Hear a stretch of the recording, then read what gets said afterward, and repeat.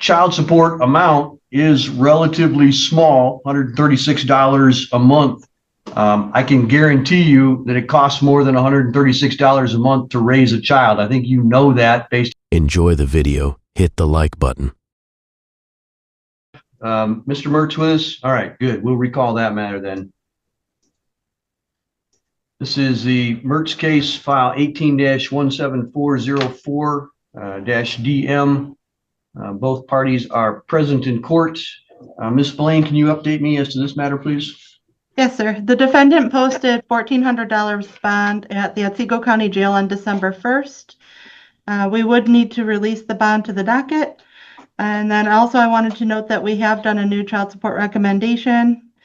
Ms. Mertz's obligation is $136 a month with a balance of $7,429.34, with the last payment being received in March of 2025 in the amount of $150.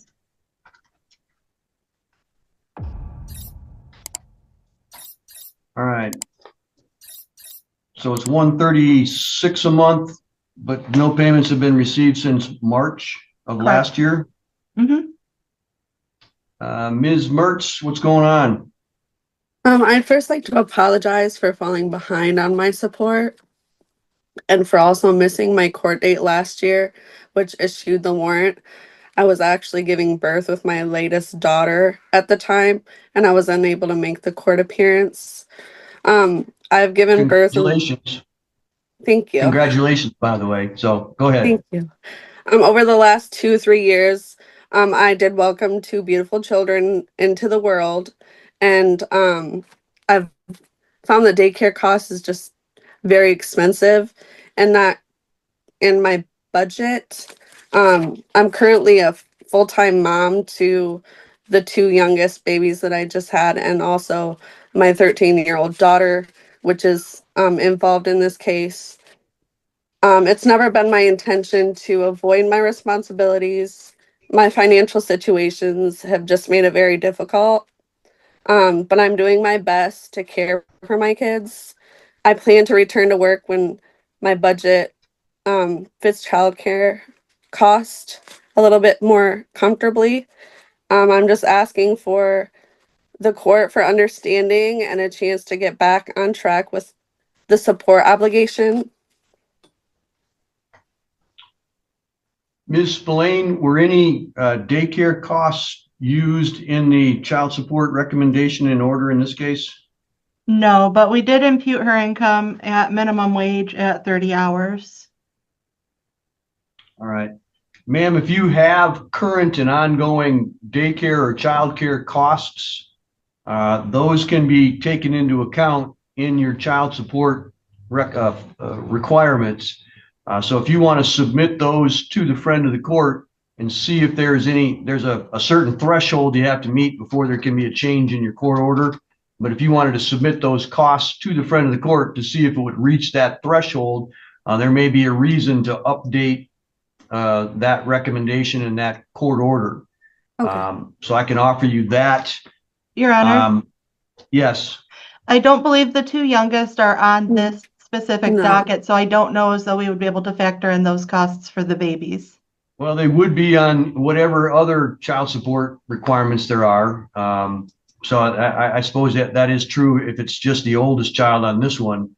Yeah, it's just the oldest child on this case that I have full-time, and she doesn't have any daycare costs. It would just, I have 2 other children with someone else, not with the...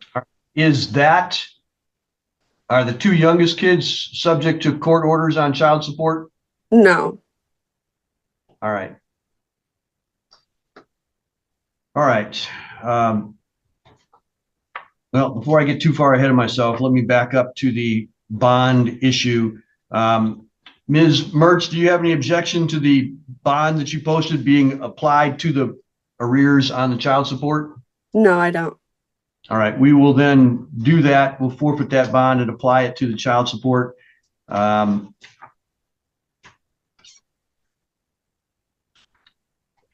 you currently working right now, Ms. Mertz? No, I'm a full-time mother. I take care of the 2 youngest and my 13-year-old daughter. full time. So no, I do not currently have an like employment.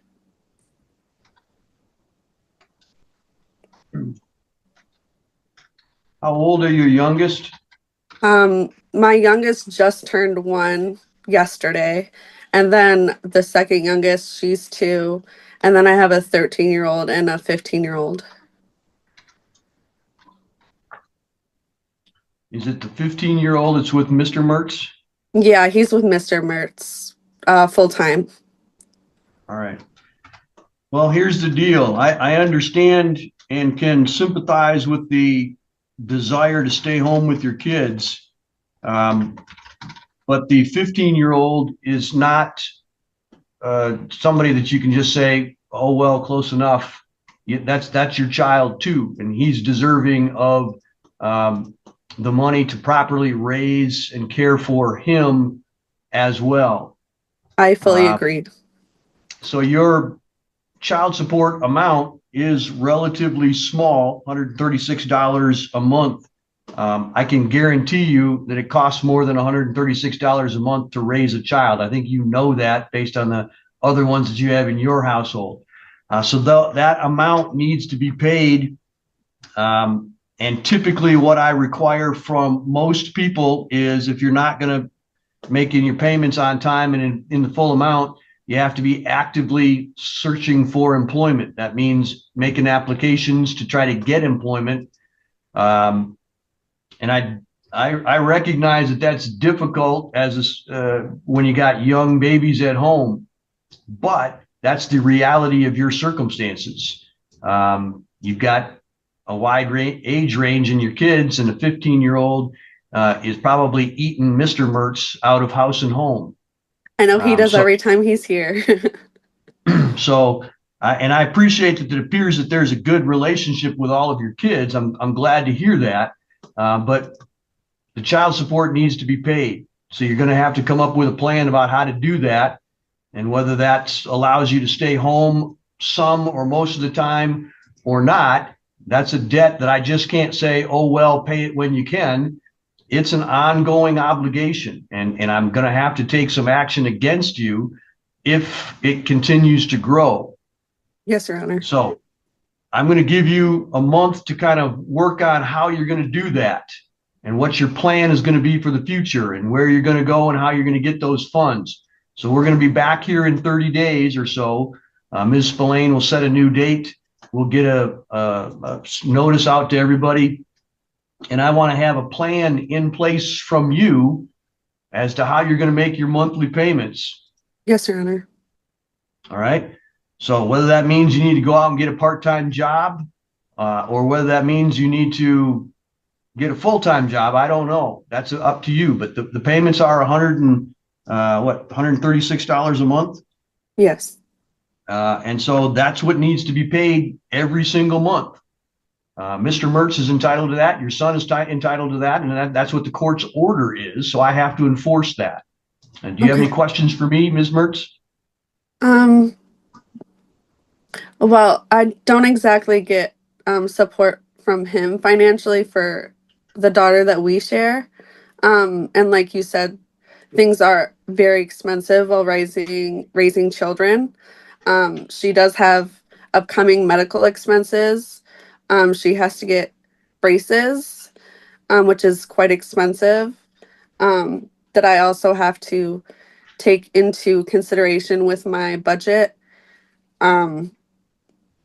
And she, there's just things like that, that I'm kind of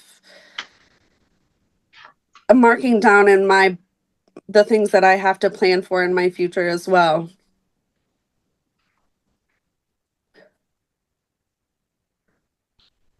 So is the 15-year-old, is that Mason? Yes. And you have Serenity at your house? Yes. All right. Ms. Spillane, have those two things been taken into account in the child support order? I believe so. Let me pull the file real quick and look at that. I do have paperwork stating how much her braces will cost from her orthodontist. And I also have to figure out insurance for her so she can get that done. So the Well, I'm paperwork looking that, at, yeah, go ahead, Ms. Spillane. the paperwork that I have here shows that Ms. Mertz has the children 101 overnights pursuant to their parenting time order. If they're practicing something different, it may be helpful for them to file a motion to change the parenting time order, and then a new review could be done. Yeah, and it sounds to me like that they are doing something different, that Mr. Mertz has one child and she has the other child, which probably would change what the child support requirements are. And then if there are what are called extraordinary medical expenses, such as braces, that's not the ordinary kind of medical expenses that you would have.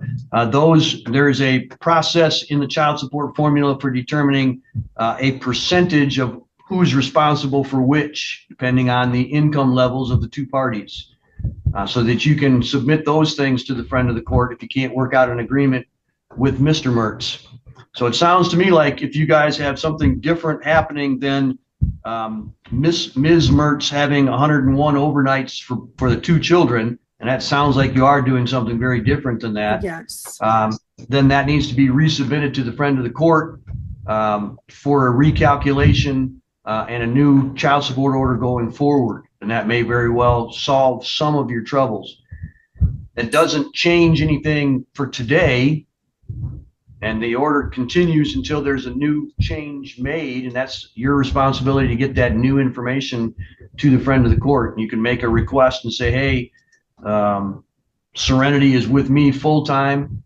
I've talked to Miss Spillane about it, and she had said something about Mr. Mertz having disagreements on it.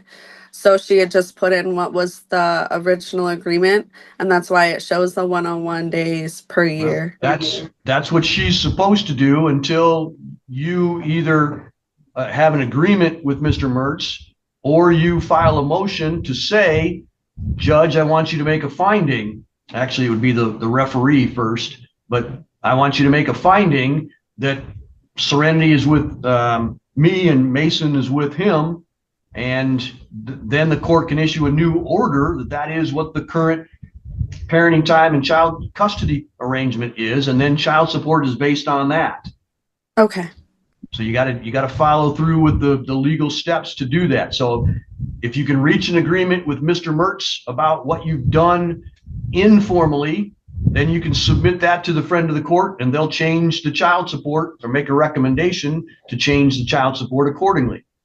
If you can't reach an agreement with Mr. Mertz, then you need to file a motion, and Ms. Spillane has the forms to do that for you to file the motion, and that'll go in front of the referee, and he'll decide what the custody and parenting time is or should be, and then child support can be changed based on that. Does that make sense? I do, yes, and I do. She had emailed me the paperwork to fill that out, and it's been the holidays. I just have to get it turned into her, so I'll be doing that later on today. All right. Well, what I'm going to do is I'm going to schedule for next month a status conference, basically just a short one of these hearings to kind of find out where we're at, to make sure that you're not just dragging your feet a little bit, because right now the court order says that you owe $136 a month, and you need to pay that. If the circumstances have changed, great, file your paperwork and we'll see where we go from there. But I don't want this to kind of drop through the cracks. I want to make sure that we keep on top of this. So I'm going to schedule another hearing next month. Ms. Spillane will send out notices to that. And then in the meantime, you need to file your paperwork if you can't reach an agreement with Mr. Mertz. Okay. Any other questions that you have, Ms. Mertz? No, Your Honor. Thank you. Mr. Mertz, any comments or questions that you have? No, Your Honor. All right. Ms. Spillane, anything else that we need to do today? No, sir. All right. That's all for today then. Thank you all very much. Thank you.